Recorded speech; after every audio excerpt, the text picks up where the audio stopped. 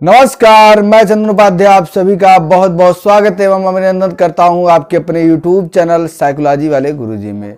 तो आज के क्लास में मैं आप लोगों के लिए सकारात्मक मनोविज्ञान से संबंधित 15 महत्वपूर्ण बहुविकल्पी प्रश्नों को लेकर आ गया हूं, जो आप लोगों के एग्जाम के लिए बहुत ही महत्वपूर्ण साबित होने वाले हैं। तो चलिए शुरू करते हैं और एक एक क्वेश्चन को समझते हैं जो आपके एग्जाम के लिए बहुत ही इंपॉर्टेंट होने वाला है। ये सकारात्मक मनोविज्ञान आपका BA third year 5th semester paper second है। पेपर फर्स्ट जो है उसका भी एमसीक्यू मैं चैनल पे अपलोड कर चुका हूं, आप उसको जाके प्लेलिस्ट से देख लीजिएगा। तो सबसे पहला मैं क्वेश्चन लेता हूं कि आत्म जागरूकता है, तो ऐसे 4 ऑप्शन दे देगा। अपने मूल्यों को पहचानना, अपने निजी गुणों को पहचानना, अपने रुचियों को पहचानना, ये सभी। तो इसका आंसर हो जाएगा ये सभी।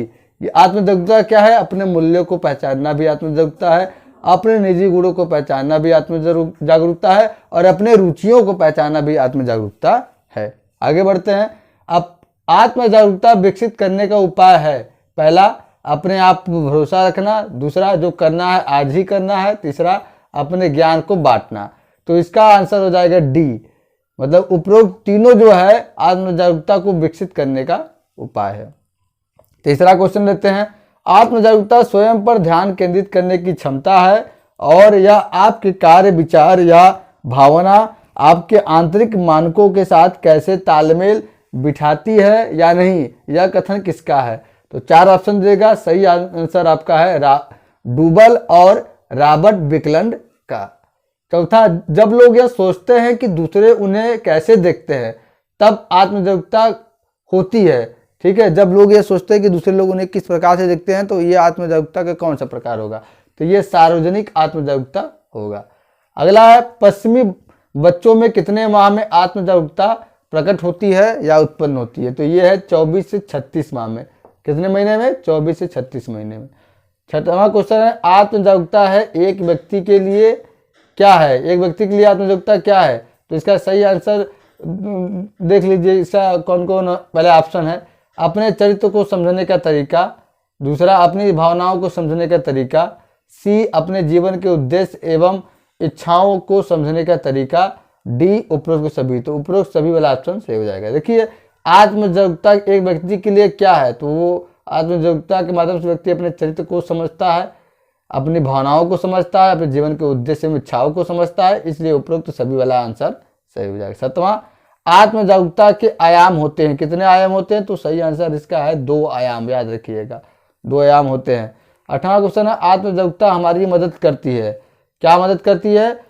देखिए, स्वयं को समझने में भी मदद करती है और दूसरों को समझने में भी मदद करती है। आगे 9वां क्वेश्चन, आत्मजागरूकता हमें मदद करती है, तो आत्मजागरूकता हमको परंपरागत धारणाओं से और पूर्वाग्रहों से मुक्त होने में मदद करती है।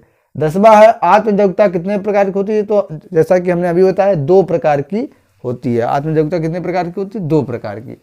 अब जागरूकता का प्रकार है कौन कौन? प्रदीप जागरूकता, संवेदी जागरूकता, आत्म जागरूकता, ये सभी। तो जो उपरोक्त तीनों है ये सभी क्या है? आत्म जागरूकता या जागरूकता का प्रकार है। ठीक है। 12वां है, जागरूकता का पर्यायवाची शब्द क्या है? तो जागरूकता का पर्यायवाची शब्द है सतर्कता भी है, चेतना भी है और प्रशंसा भी है। तो ये सभी वाला आंसर सही हो जाएगा।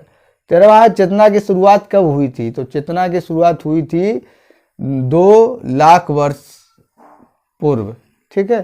14वां है, सामाजिक समर्थन को एक के रूप में परिभाषित किया जा सकता है। तो सामाजिक समर्थन को विस्तृत नेटवर्क के रूप में परिभाषित किया जा सकता है। 15वां है, सामाजिक नेटवर्किंग सेवाएं केंद्रित होती है। तो सामाजिक नेटवर्किंग सेवाएं व्यक्ति केंद्रित होती है। 16वां और लास्ट क्वेश्चन इस सीरीज का है, सामाजिक समर्थन का प्रकार नहीं है। 4 ऑप्शन है, भावनात्मक समर्थन, नैतिक समर्थन, उपकरणात्मक समर्थन, सूचनात्मक समर्थन। तो जो बी वाला है ऑप्शन नैतिक समर्थन, ये सामाजिक समर्थन का प्रकार नहीं है। बाकी सामाजिक समर्थन का प्रकार भावनात्मक समर्थन है, उपकरणात्मक समर्थन है और सूचनात्मक समर्थन है। तो इस तरह से आपने आज की क्लास में सकारात्मक मनोविज्ञान से संबंधित क्या है 16 महत्वपूर्ण प्रश्नों को देखा। यह इस वीडियो का क्या है पार्ट 2 है। पार्ट 1 मैंने पहले ही अपलोड कर दिया है। अगर आपने इसको नहीं देखा तो एक बार आप चैनल पे विजिट करिए, विजिट करके उसको आप क्या है देख सकते हैं। तो चलिए आज के क्लास में इतना ही, मिलते हैं हम अपने अगली क्लास में।